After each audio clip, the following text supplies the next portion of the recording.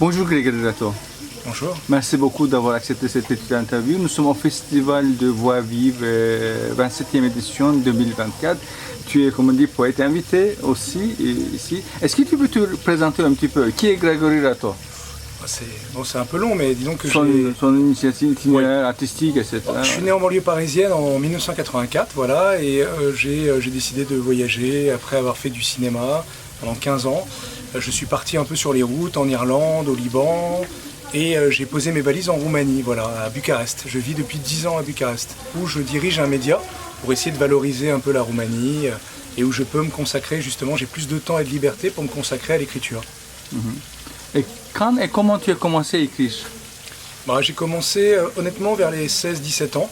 J'écrivais un peu de poésie à cet âge-là. J'ai commencé à écrire un premier scénario à 18 ans. Et à 19 ans, j'ai fait ce film, Les Larmes Blanches, sur la vie d'Arthur Rimbaud. Ses rapports conflictuels avec la mer Rhimbe et la fuite, voilà, de Charleville.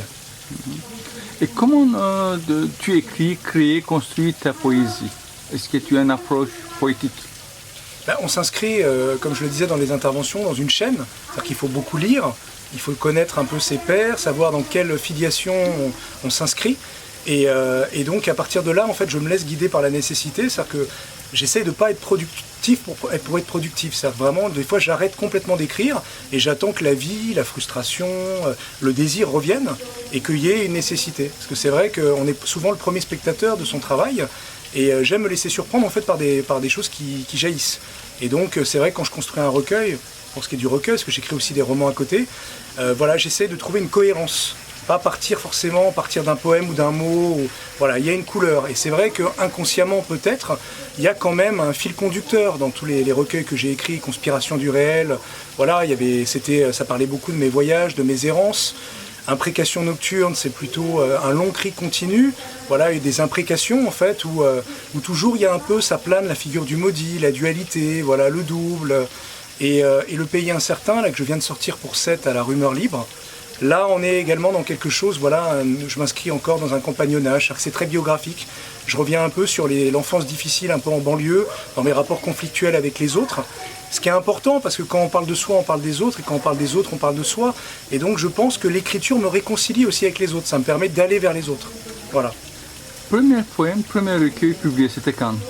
C'était en 2022, ça s'appelait Conspiration du réel, aux éditions Unicité, voilà. Et ça s'est enchaîné assez rapidement, parce que j'avais déjà écrit pas mal de textes, et il y a eu Imprécation nocturne, donc, qui a eu des prix, donc qui m'a permis, voilà, d'avoir plus de rencontres avec des éditeurs, voilà, d'avoir plus le choix, parce que c'est vrai que autant ce sont les éditeurs qui nous choisissent, autant c'est important aussi d'avoir le choix de temps en temps, de s'inscrire dans une maison qui mise sur l'avenir, et pas seulement sur un présent qui sera déjà daté, voilà.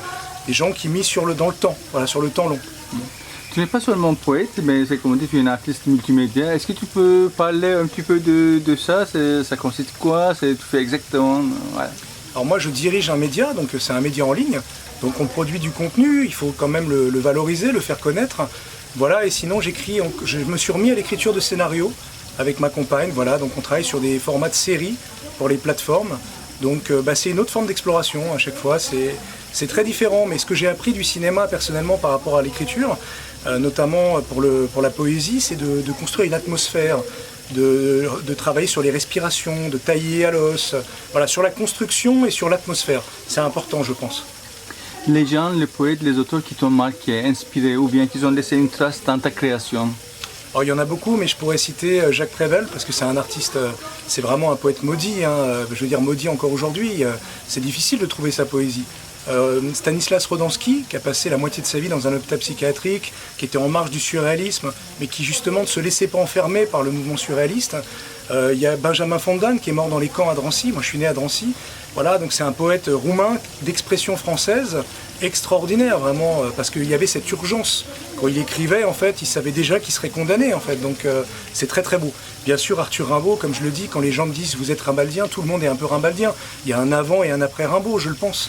Voilà, sinon j'aime beaucoup la Beat Generation, Allen Ginsberg, voilà, Jim Morrison, Kerouac, voilà, c'est C'est des poètes d'ailleurs très rimbaldiens en fait, plus rimbaldiens même que nos poètes contemporains aujourd'hui en France. Donc c'est intéressant de voir aussi comment des poètes français ont pu inspirer des poètes étrangers et comment des poètes étrangers nous inspirent également, malgré la barrière de la traduction, qui est pour beaucoup une trahison toujours, ou un échec en fait. Qu'est-ce que tu penses de la poésie actuelle francophone ou en Roumanie aussi? En Roumanie, je connais mal, je connais plus la poésie classique, voilà, les grandes figures comme Ana Blandiana, comme Lucian Blaga, qui est lui qui est plus en vie, voilà. Honnêtement, en France, je vois qu'il y a beaucoup de chapelles. D'un côté, il y a le lyrisme, de l'autre, il y a voilà, ce qu'on appelle un peu les performeurs, l'art sonore, l'expérimentation, et je pense qu'il existe un juste milieu. C'est-à-dire qu'il existe un juste milieu, c'est-à-dire que pour moi, Rimbaud est plus moderne que la plupart de nos modernes, en fait. C'est-à-dire que vouloir absolument à tout prix être moderne, je pense que c'est une erreur. C'est-à-dire qu'en fait, finalement, il faut miser sur l'intemporalité de son travail. Que des poèmes d'aujourd'hui seront lus peut-être dans 50 ans, voilà, faut être un peu optimiste, on va dire. Mais j'ai trouvé pas mal de gens déjà au festival, je rencontre des gens très bien, des poésies très différentes. Et je pense qu'on n'a pas besoin d'adhérer parfaitement à la poésie de quelqu'un pour s'en inspirer. C'est-à-dire qu'il y a des choses qui peuvent nous inspirer même dans des ratages. Et je pense que de toute façon, un livre est une forme de ratage, on s'en débarrasse. Et pour écrire un autre livre, donc on essaye de faire toujours mieux. Voilà, il ne faut pas se comparer aux autres, il faut essayer de lutter contre soi-même, quoi, de se remettre en question et d'essayer d'avancer, quoi. Ce qui est plus facile à dire qu'à faire. La traduction, surtout la traduction poétique, qu'est-ce que tu en penses en général? Je le disais tout à l'heure, c'est vrai que beaucoup de traducteurs parlent d'échec, c'est-à-dire qu'il faut accepter l'échec en traduction, parce qu'on ne pourra jamais parfaitement retranscrire les mots, la couleur voilà, d'un auteur. Mais ça permet quand même de faire connaître la poésie d'auteurs étrangers, ça permet de dialoguer entre les cultures et les langues, donc c'est indispensable la traduction. D'ailleurs, je fais pour mon média des portraits de traducteurs qui font roumain, parce que je suis en Roumanie, je me concentre dessus, et des Français qui traduisent les Roumains. Et c'est important. Enfin, je veux dire, c'est des gens qui gagnent pas bien leur vie, qui sont pas très considérés, même pas du tout, qui sont souvent poètes à côté, qui ont peur de trahir d'autres poètes, qui souvent qui sont écrasants, des figures écrasantes. Et voilà, c'est un acte de bravoure en fait la traduction. Est-ce que la poésie, l'art, est un besoin, une nécessité, une première nécessité pour les gens, pour les autres? Pour toi, oui, mais quiconque dans la rue, est-ce qu'on ne peut pas vivre sans art? Je pense qu'on ne peut pas vivre sans art. Quelqu'un me posait la question du sens d'écrire. Et du sens, voilà, moi je répondais plutôt par cette question. C'est plutôt la définition de la poésie, de l'écriture, c'est donner du sens, chercher un sens. Ce qui nous lie tous, c'est que tout le monde cherche un sens. Et les gens qui ne créent pas, qui peuvent être très créatifs finalement, c'est vrai que c'est difficile pour eux de trouver un sens. Donc finalement, ils ont besoin de l'art, parce qu'en fait, quand on écrit, qu'on transmet, en fait, on se débarrasse de quelque chose, les gens se l'approprient. Donc finalement, ces gens qui sont réactifs, qui font la moitié du chemin pour aller vers l'œuvre d'art, l'artiste fait l'autre moitié du chemin, c'est une vraie communion qui se crée. C'est-à-dire que finalement, on est aussi créatif en étant lecteur de poésie, en étant lecteur de romans. On est très créatif, en fait, quand ça développe la créativité, en fait, le fait de lire. D'ailleurs, la plupart des artistes, honnêtement, se nourrissent d'autres artistes. Et ce travail de préparation, en fait, c'est une forme de création déjà. On choisit ses lectures quand on veut écrire. Et on choisit également les films qu'on regarde quand on veut réaliser des films. Est-ce que tu viens de marcher de la poésie aussi de temps en temps? Oui, je suis venu une année. Ouais, donc, est-ce que tu peux nous donner tes impressions de marcher de la poésie et le festival de voix vive ici Alors, le festival de voix vive, c'est le top du top. Je crois qu'il n'y a pas d'équivalent dans le monde. On investit la cité. On rencontre des gens qui ne sont pas du milieu de la poésie forcément, des gens qui entendent une voix, qui entendent un mot qui les touche et ils viennent. Et donc c'est une vraie rencontre avec des lecteurs, les vrais lecteurs, rares mais précieux. Voilà. Le marché de la poésie, c'est plus un entre-soi, c'est un marché, on est là pour vendre. Donc il y a beaucoup de compétitions, il y a ceux qui viennent lire d'autres poètes parce qu'ils sont dans l'obligation de les lire, il y a ceux qui viennent vraiment par curiosité, il y a de tout. Mais ça reste plus bourgeois dans l'approche. Ici, c'est ouvert à tous. La poésie va dans la cité et tout le monde peut y participer. Il y a des ateliers. Tout à l'heure, je passais juste avant de venir vous voir et une jeune femme me citait, alors qu'elle ne m'avait pas vu, parce qu'elle avait retenu un mot que j'avais dit et c'est magnifique, quoi. Je veux dire, des hasards pareils, heureux, c'est magnifique. Et c'était en plus pour les enfants, en fait, l'atelier. Donc c'est vraiment incroyable. Voilà, donc je suis fan du Festival de Sète. Qu'est-ce que tu penses de l'intelligence artificielle et, comme on dit, l'art? Maintenant, on ne sait pas qui est l'auteur. Je pense qu'il y aura toujours besoin de l'auteur et ce que pense, j'ai lu pas mal dessus. Honnêtement, c'est vrai que ça ne va pas remplacer l'humain. Justement, je pense que ce que pourra faire l'humain, ça va le mettre plus en lumière. C'est-à-dire qu'il y a des choses que ne peut faire que l'être humain. et que ne peut pas faire l'intelligence artificielle, ce qui fait que les rôles seront mieux définis. Mais à un moment donné, bon, on est obligé de composer avec le monde qu'on nous propose. Voilà, donc, je pense pas que ça remplacera, notamment au niveau de la créativité. Bien sûr que l'intelligence artificielle s'améliore, mais ce qui lui manque, comme je dis souvent, quand on écrit un poème, le poème nous échappe. On ne sait pas pourquoi on l'a fait ainsi, c'est l'inconscient. L'intelligence artificielle ne laisse pas de place à l'inconscient, ne laisse pas de place au hasard. L'intelligence artificielle, c'est sa structure, tout est contrôlé, tout est sous contrôle. L'art, c'est lâcher prise aussi en fait. C'est l'inverse de l'intelligence artificielle. Merci beaucoup Grégory. Merci à vous. Donc je vais vous lire un extrait d'Imprécation nocturne, qui est chez Conspiration et d'édition. Et je le lis parce qu'en fait c'est un poème presque de présentation. Je suis ce gamin lancé dans le monde, cherchant la maison partout, où les sourires se souviennent encore. Je suis cette langue exilée, dont l'héritage en fuite retient par la peau du verbe. Je suis cette cigarette de trop, qui une fois éteinte, attend sagement de nouvelles brumes. Je suis cet être en chantier, à la recherche du frère ou de la sœur, passant outre les quelques miettes de sang. Je suis cette raison vacillante, accoquinée aux maudits, mais se refusant à partager leur triste sort. Je suis ce bohémien, avide de sensations, aveuglé par ses chimères, mais s'accrochant désespérément à une branche d'éternité. Je suis cet imposteur, dont la lucidité vengeresse lui désigne la blessure du soleil. Qui sont-ils, ceux que nos proches convoquent d'outre-tombe, pour justifier une ride, une dépendance de rien, ou un succès d'estime? Ils ne sont pas grand-chose. Mythes sans fondation, inconnus sans adresse, poussière noire balayée au fil du patronyme et malmenée par des unions indignes. Leur sang ruissellerait à profusion dans nos veines? Foutaise. Ils ne ressemblent déjà plus à rien, sinon à une poignée de raisins secs. Pourtant, aux heures les plus sombres, je les entends, leurs imprécations furieuses qui vous cueillent au berceau et vous collent une poisse d'enfer. Alors là, je vais vous présenter Le Pays Incertain à la Rumeur Libre Édition, qui est un enfant du festival de Sète parce qu'il est sorti pour le festival. Donc c'est un poème où j'essaie justement de m'adresser un peu aux lecteurs de poésie, aux poètes, comme l'avait fait donc l'Albatros Baudelaire. Voilà. Les derniers spécimens écument les mers, privés d'équipage, de l'aura des chercheurs d'or. Impossible d'imaginer une nouvelle terre. Chaque parcelle hurle sa peine. Seul l'aigreur fertilise encore. Témoin de votre échec, d'un ultime effort pour coloniser le ciel, l'ivresse sous contrôle, vos cris du cœur ne portent plus. Tout maudit est en déroute. Pourquoi continuer à vivre, à rêver en martyr?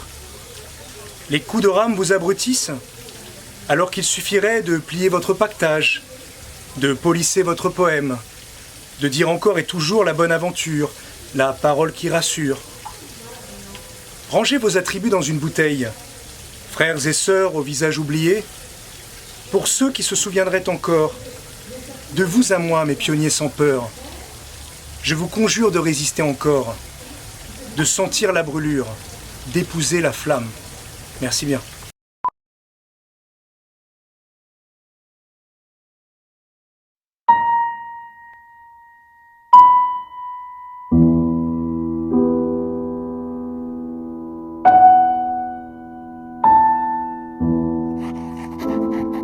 Nous sommes au mois d'amour. J'ai 17 ans. L'âge des espérances et des chimères, comme on dit. Je jure, cher maître, d'adorer toujours les deux déesses, Muse et Liberté. Si ces vers trouvaient place au Parnasse contemporain, ne sont-ils pas la foi des poètes? Je ne suis pas connu. Qu'importe. Les poètes sont frères. Viens, maman t'attend pour déjeuner. Ces vers croient. Ils aiment. Ils espèrent. C'est tout.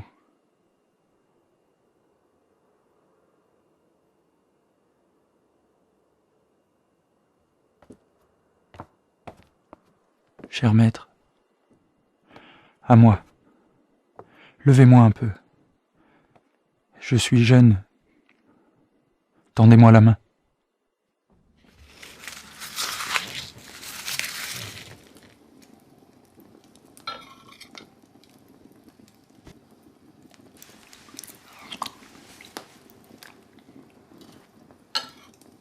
Tu veux gagner ta vie comment? En blasphémant?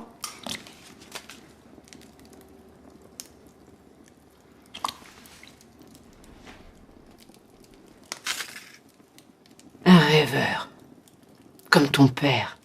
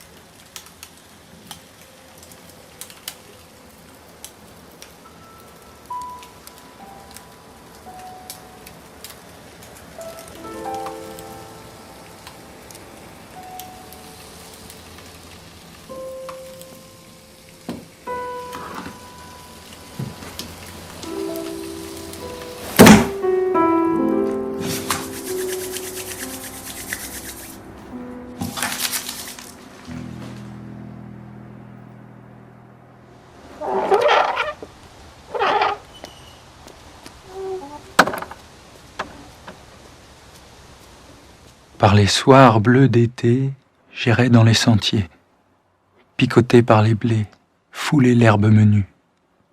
Rêveur, j'en sentirai la fraîcheur à mes pieds.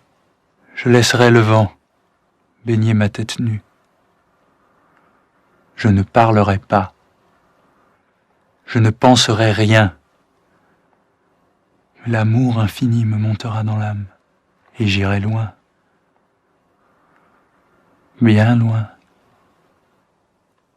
comme un bohémien, par la nature, heureux comme avec une femme.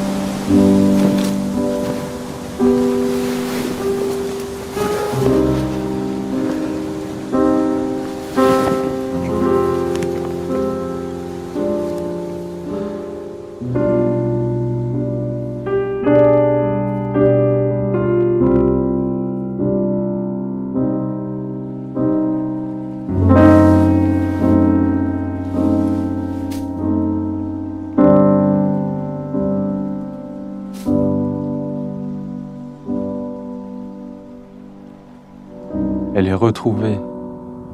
Quoi? L'éternité. C'est la mer mêlée au soleil. Mon âme éternelle observe ton vœu, malgré la nuit seule et le jour en feu. Donc tu te dégages des humains suffrages, des communs élans. Tu voles selon jamais l'espérance. Pas d'oriéture, science et patience, le supplice est sûr. Plus de lendemain.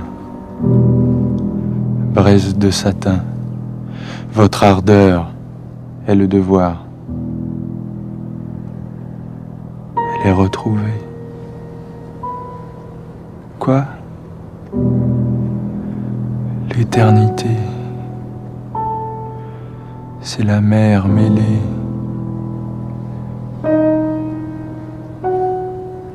au soleil.